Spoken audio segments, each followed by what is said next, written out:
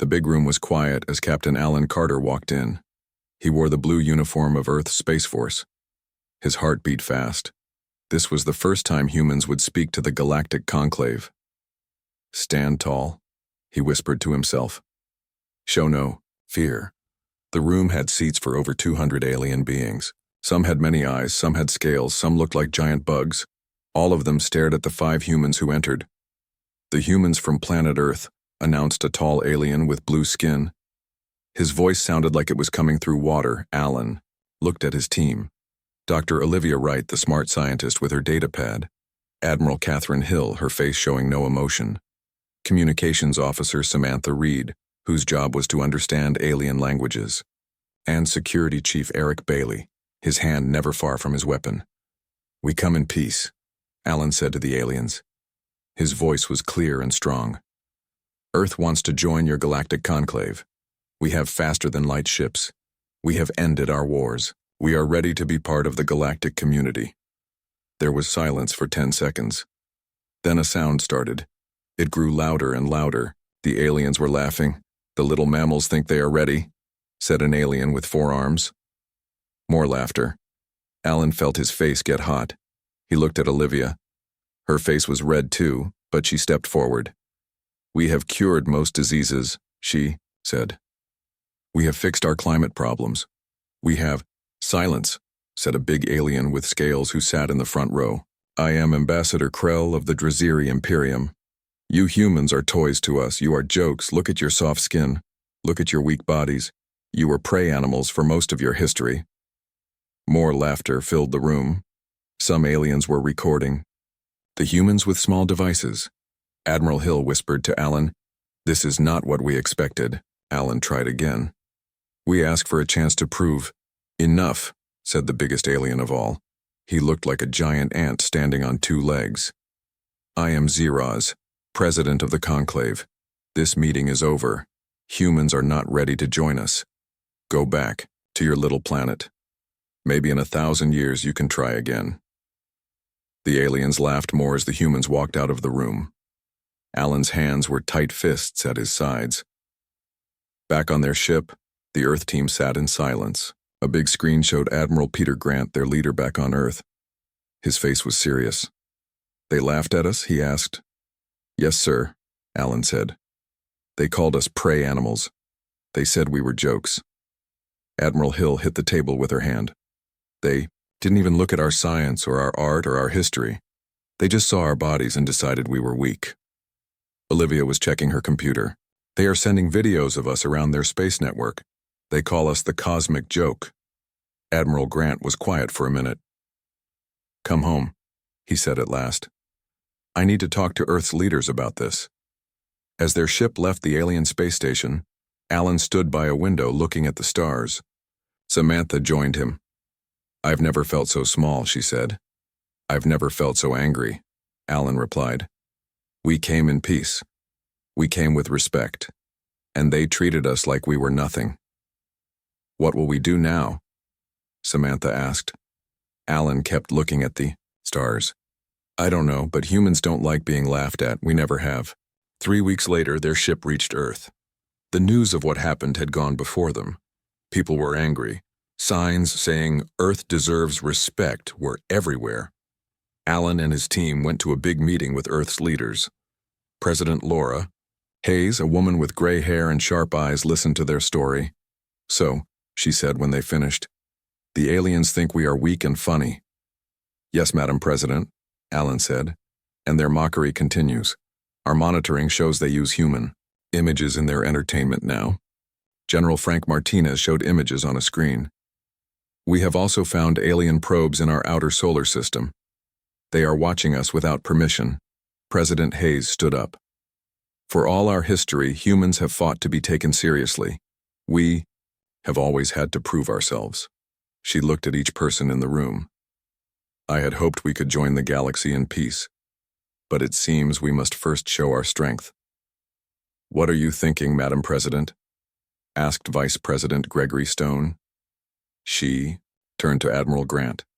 "Is Project Aegis ready?" The Admiral nodded. "It is, Madam President, but I never thought we would need to use it this way. Neither did I, she said. But they have left us no choice. She turned to look at Alan. Captain Carter, how would you like to go back to the conclave? This time with a different message? Alan stood straight. I would be honored, Madam President.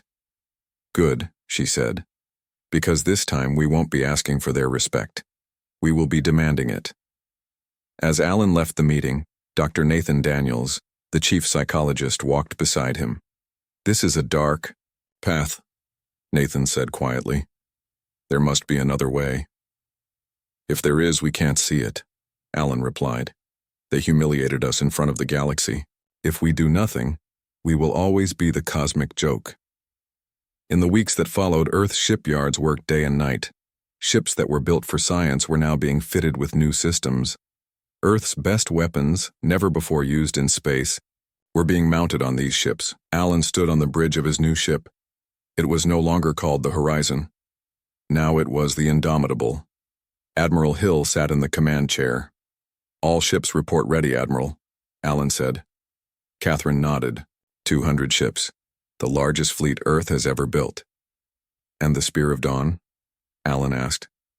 In position, she said. With the new stealth systems, the aliens won't see us until we want them to. Alan looked at the stars on the big screen. They should have studied our history better, he said. Yes, Catherine agreed. They should have learned that humans never respond well to being mocked. The fleet moved out of Earth's shadow. 200 ships heading toward conclave space. This time they weren't coming with a request. They were coming with a message. The Earth fleet moved through space like silent ghosts. 200 ships, all with new stealth systems that made them invisible to alien sensors. Alan stood on the bridge of the Indomitable and watched the stars go by. 2 days until we reach conclave space, Admiral Hill said. Are all ships ready? Alan asked. Yes, no one can see us. The aliens don't know we're coming. Alan nodded. And our message to them is ready too? It is, Samantha said from her station. Admiral Grant recorded it this morning. Alan thought about the aliens who had laughed at them. Soon they would not be laughing. I wonder if this is right, Olivia said quietly. She stood next to Alan. I'm a scientist. I wanted to share knowledge with other worlds, not frighten them. We tried to share, Alan said. They rejected us, they mocked us. Now they need to learn that humans are not to be mocked. At the same time, back on Earth, President Hayes met with her advisors. They sat around a big table. On a screen, they could see the Earth fleet moving toward conclave space. If this goes wrong, Vice President Stone said, we could start a war with 200 alien species.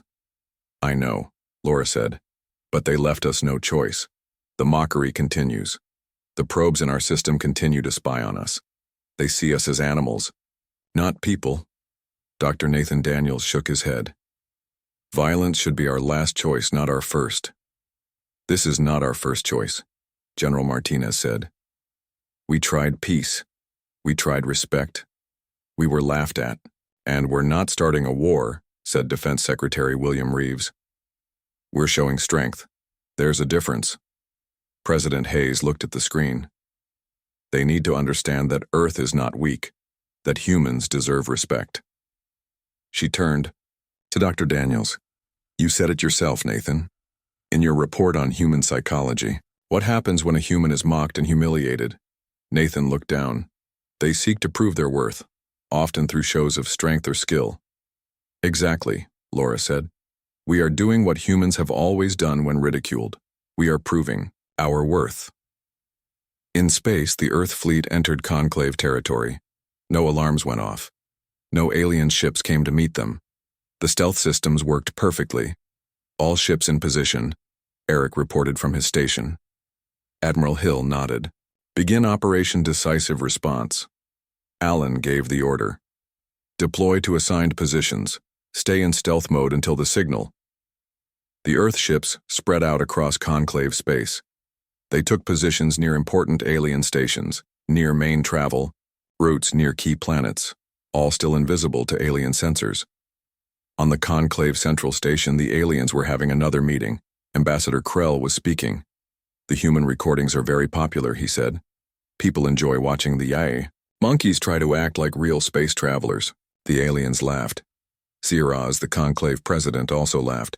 But then a young alien ran into the room. "Mr. President," the young alien said, "there's a message coming in.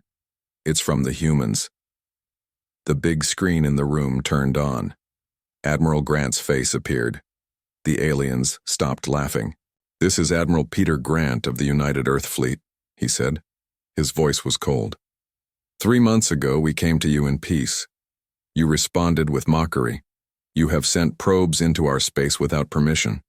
You have used our image for entertainment without our consent." The aliens looked at each other.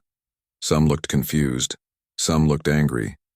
"Your security cannot block this message," Grant continued, "just as your sensors have not detected our fleet. As I speak, 200 warships of Earth are in position throughout conclave space." Ziraz stood up. "This is not possible. Our sensors would have..."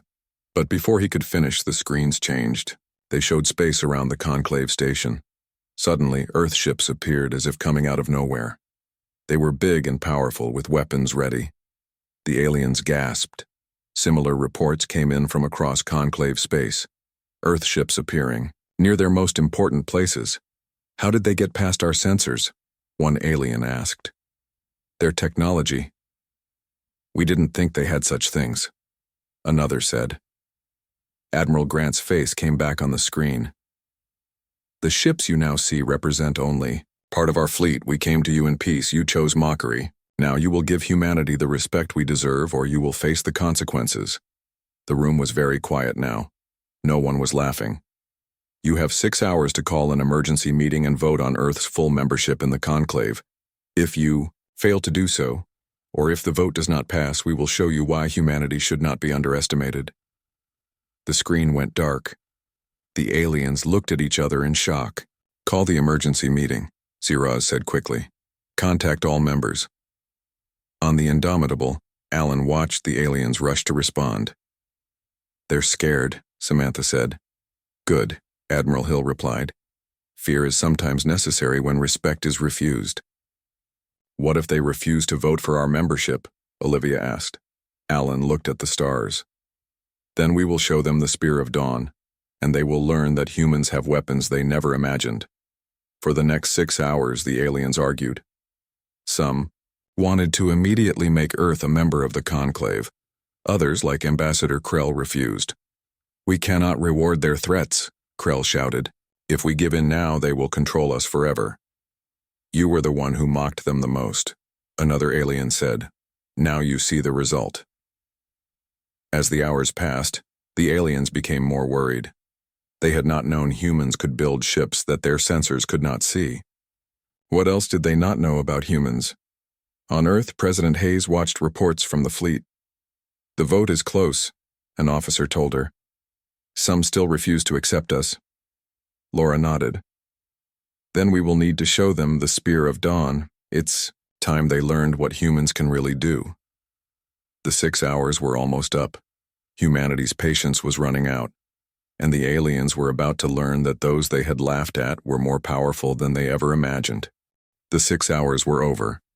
In the big meeting room of the conclave, the aliens were still arguing. Some wanted to make Earth a member right away. Others still said no. Ambassador Krell hit the table with his scaled hand. "We cannot give in to threats. The humans must learn their place." Ziraz, the conclave president, looked worried. "But their ships are all around us. We did not even see them coming." "So what?" Krell said. "We have more ships than they do. We have been in space longer. We are stronger." Just then, all the screens in the room turned on again. Admiral Grant's face appeared. "Your time is up," he said. "We have watched your meeting. We see that some of you still refuse to respect humanity. As promised, we will now show you why that is a mistake." The screen changed to show a small moon. It was far away from any planets with people on them. "This is a demonstration only," Grant said. "We have chosen a place where no one will be hurt." A small Earth ship moved near the moon. It was not like the bigger warships. It was sleek and had no weapons that the aliens could see. "This is the Spear of Dawn," Grant explained. It carries a technology we made many years ago but chose not to use as a weapon. On the Spear of Dawn, Captain Lisa Morgan sat in the command chair. "Are we ready?" she asked. "Yes, Captain," said the science officer. "The Graviton lance is charged and aimed at the target area." Lisa nodded. "Fire." A beam of light, almost too faint to see, shot from the ship to the moon. For a few seconds, nothing happened. Then the surface of the moon seemed to ripple like water when a stone is thrown in. A huge hole formed in the moon's surface. It was not from an explosion. It looked like the moon's material had been pulled down and then released. When it was done, there was a perfect round hole in the moon. It was 100 kilometers wide. In the conclave meeting room, the aliens were silent. Their eyes were wide with shock. "The Graviton lance changes gravity in a small area," Grant explained. "What you saw was the weapon at only 1% power. At full power, it could do the same to a planet." He paused so the aliens could think about this. "We made this technology to move asteroids and shape planets for living on. We never used it as a weapon before today. We are not a war-loving species, but we are tired of being mocked." The aliens looked at each other with new understanding. The species they had laughed at had made weapons that could change the shape of worlds. "We will now go back to our own space and wait for your final decision," Grant said. "You have 24 hours to recognize Earth as a full member of the Galactic Conclave with all rights and protections. We hope you make the right choice." When the screens went dark, the aliens began talking all at once. "Did you see what they did to that moon? How can they control gravity like that? Why did we mock them? Why didn't we study them better?" Krell was quiet now. His scales had turned a pale color, showing his fear. Shiraz stood up. "We will vote now," he said. "All in favor of making Earth a full member of the Conclave, raise your hands." Almost every alien raised a hand or a tentacle or a wing. Only Krell and a few others kept their hands down. "The vote passes," Shiraz said. "Earth is now a full member of the Conclave. Someone please tell the humans right away." On the Indomitable, Alan watched the aliens rush to respond. A message came in from the Conclave. "They voted," Samantha said. "We are now full members of the Conclave." Admiral Hill nodded. "It seems they found our demonstration convincing." "Of course they did," Eric said with a smile. "We just showed them we can reshape a moon with one small ship." Olivia looked, troubled. "I wish it hadn't come to this. I wish they had accepted us peacefully." "So do I," Alan said. "But sometimes respect must be earned through strength." "Will we really leave now?" Samantha asked. "Go back to Earth space?" Admiral Hill nodded. "Those were our orders. We made our point. Now we give them time to accept it." Alan looked at the stars. "But we'll be back. As equals this time. Not as a joke." On Earth, President Hayes got the news. "They voted to accept us," an officer told her. "It passed by a large majority." Laura nodded. "Good. Tell Admiral Grant to bring the fleet home. We've done what we needed to do." Vice President Stone looked relieved. "No war today." "No," Laura agreed. "Just respect." Finally. Dr. Nathan Daniels still looked worried. "But will it last? Respect earned through fear isn't true respect. It's a beginning," the president said. "From here we can build something better. But first we needed them to take us seriously." 1 week later, the Earth fleet returned home. As the ships came into Earth orbit, people cheered. News that Earth was now a full member of the Galactic Conclave had spread all over the planet. Alan stood with Admiral Hill on the Indomitable as they prepared to return to Earth. "What happens now?" he asked. "Now we build real relationships with the Conclave," she said. "Trade, knowledge sharing, maybe even friendships." "Do you think that's possible?" After what happened, she smiled. "Yes, because now they know we're not weak. And we know they're not all powerful. It's a good place to start." As they headed down to Earth, Alan thought about the future. He wondered what would happen next. Would Earth find friends among the stars? Would the aliens learn to see humans as equals, not as jokes? Only time would tell. But one thing was certain. The days of ridiculing humanity were over. 3 months passed since Earth joined the Galactic Conclave. Things were changing. Alien ships now visited Earth. Human ships visited alien worlds. Trade had begun. But trust was still new and fragile. Alan sat in his office at the new Earth Embassy on the Conclave Central Station. The room was simple but nice. Through the window he could see ships coming and going. As Earth's ambassador, he had much work to do. Samantha entered the room with a data pad. "The Zavarians want to trade with us," she said. "They are interested in our medical technology." Alan smiled. The Zavarians had 4 eyes and blue skin. They had been among the first to laugh at humans. Now they wanted human help. "What do they offer in return?" he asked. "Star maps. Knowledge of planets we haven't visited yet." "Good. Set up a meeting." As Samantha left, Olivia came in. She now worked with alien scientists, sharing human knowledge and learning alien science. "How are things going?" Alan asked. "Better than expected," she said. "Many alien scientists are eager to work with us now. They are surprised by our ideas. They say we think differently than they do." "Of course we do," Alan said. "We evolved differently. We had different challenges." Olivia nodded. "That's what makes our knowledge valuable to them, and their knowledge valuable to us." Later that day, Alan met with Ziraz, the Conclave president. The tall, insect-like alien seemed nervous. "Ambassador Carter," Ziraz said, "I must speak about a difficult matter." "Go ahead," Alan said. "Some members of the Conclave are uncomfortable with your graviton lance technology. They worry what might happen if there is ever a disagreement between Earth and the Conclave." Alan nodded slowly. "I understand their concern, but surely they know we would never use such a weapon except as a last resort. We are not aggressive by nature." "Some find that hard to believe after your fleet's arrival," Ziraz said. "We only did what was necessary to gain respect," Alan said. "If we had been welcomed as equals from the start, none of that would have happened." Ziraz was quiet for a moment. "You are right, of course. The fault was ours. Still, there is fear." "Fear can be overcome," Alan said, "through time and trust." After Ziraz left, Admiral Hill visited Alan's office. She now commanded the human defense fleet that protected Earth's interests in Conclave space. "How did the meeting go?" she asked. "They're afraid of us," Alan said.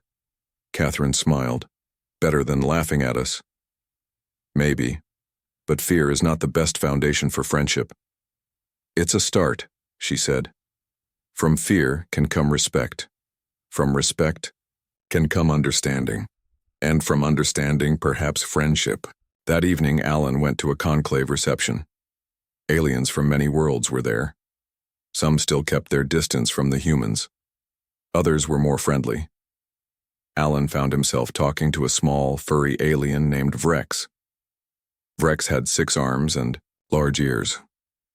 "Your people did something amazing," Vrex said. "You forced the conclave to change. That has never happened before." "We didn't want to force anything," Alan said.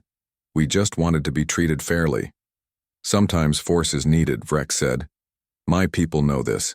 We were also mocked when we first met the conclave, but we had no graviton lance to show them. We had to accept being second-class members for many years." Alan was surprised. "I didn't know that." "Many smaller species have similar stories," Vrex said. "The strong rule here, Ambassador. You proved humans are strong. Now others hope to follow your example." This gave Alan much to think about. He had not considered that other species might see humans as champions for the weak. The next day, Alan met with his team to discuss Vrex's words. "If other species see us as leaders against conclave bullying, that changes things," he said. Olivia looked worried. "We don't want to start a rebellion, we just gained membership." "No," Alan agreed, "but we can use our position to push for fair treatment of all species." Admiral Hill nodded. "A strong Earth helping weaker allies. That could work in our favor, as—" They talked, an alarm sounded. Samantha checked her datapad. "There's a problem," she said. "The Draziri fleet is moving toward one of our colonies."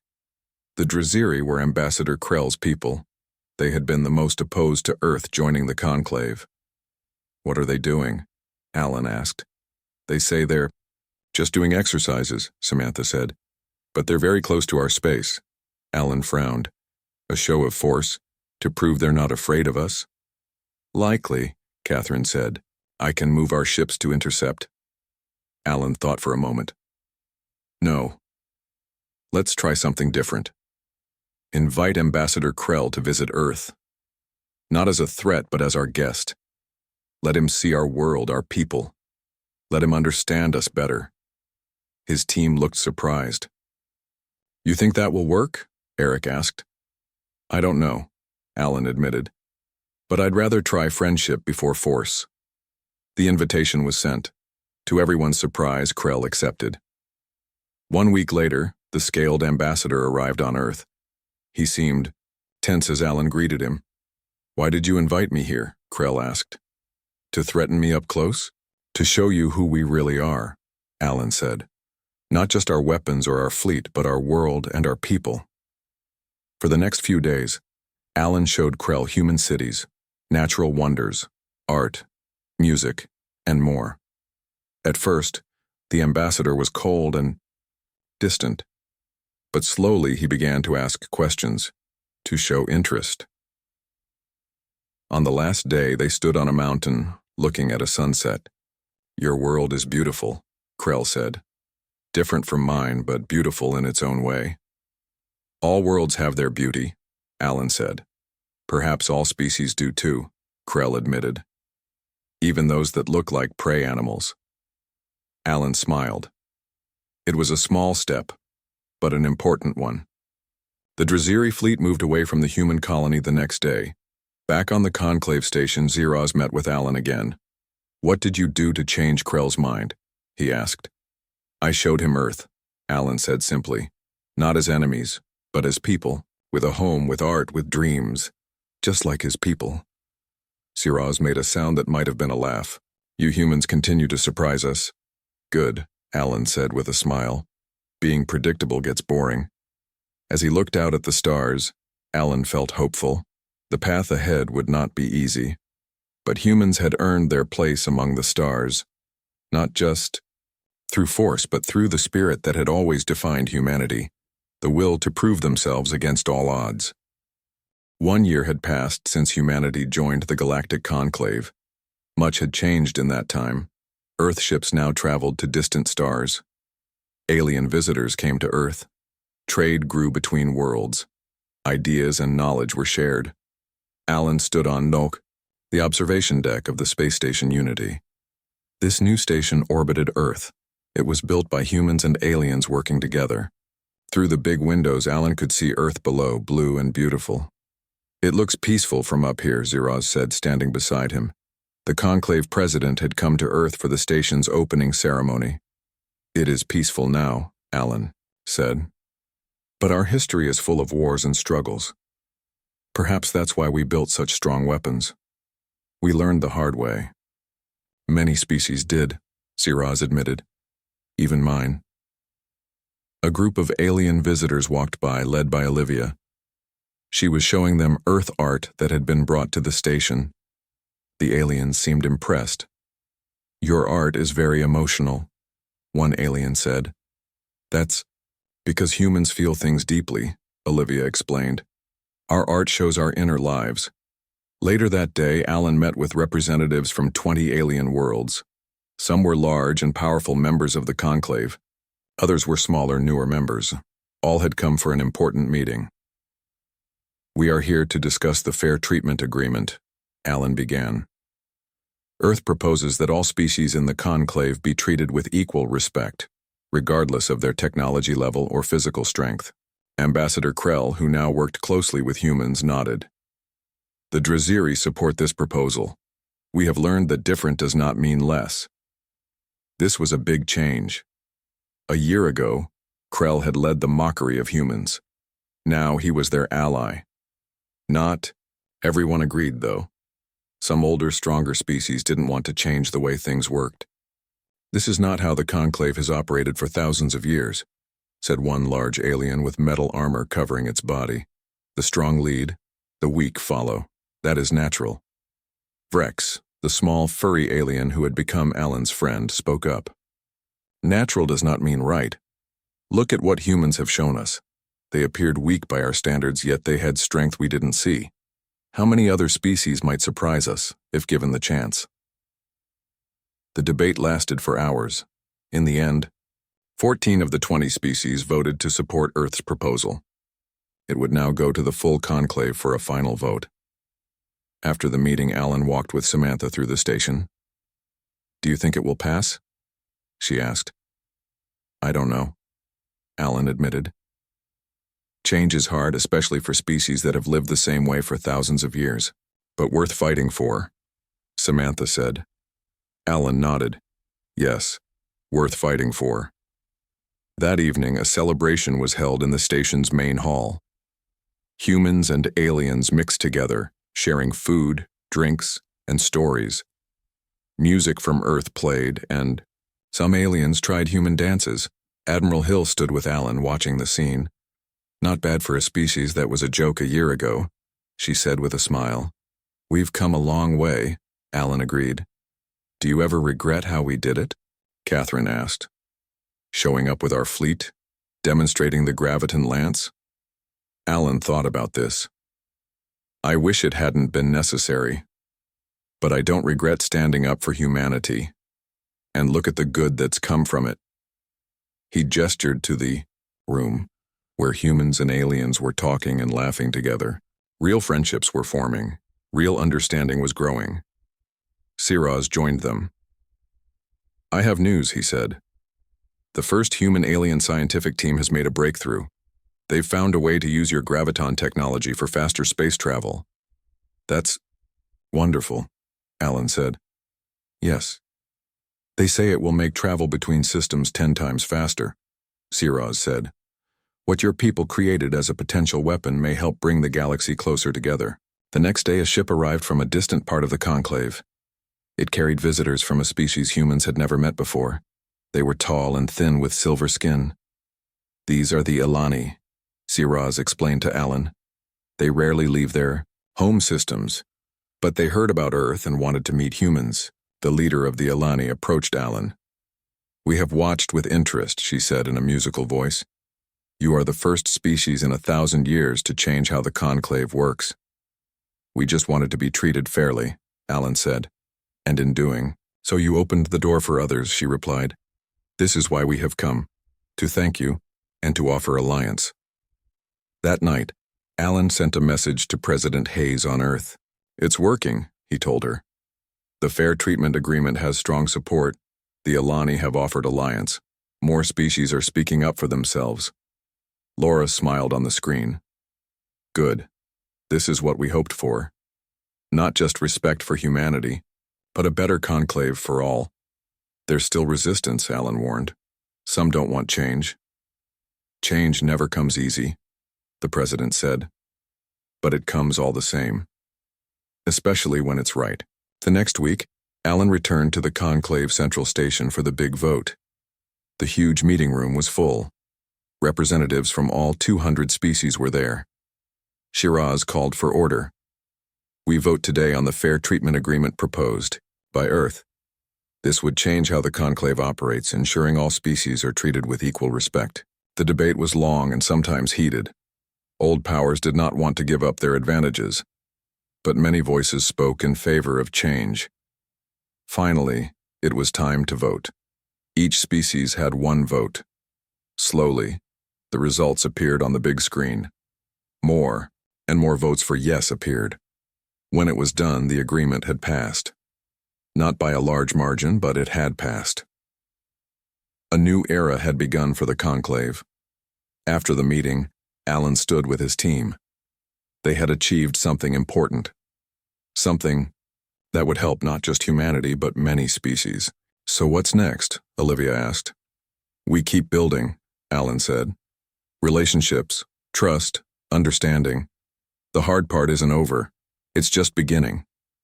As they walked through the station, aliens nodded to them with respect. Not fear, not mockery, but real respect. Alan thought about how far they had come. From being laughed at to changing the galaxy, all because humanity refused to be ridiculed. They thought we were weak, he said quietly. They were wrong. Yes, Samantha agreed. They were wrong about a lot of things. But now we have the chance to show them who we really are, Alan said. Not just through our strength, but through our compassion, our creativity, our determination. As their ship prepared to return to Earth, Alan looked out at the stars. The future stretched before humanity, full of possibilities. New worlds to explore. New friends to make. New challenges to face. They had earned their place among the stars, and they would never be laughed at again.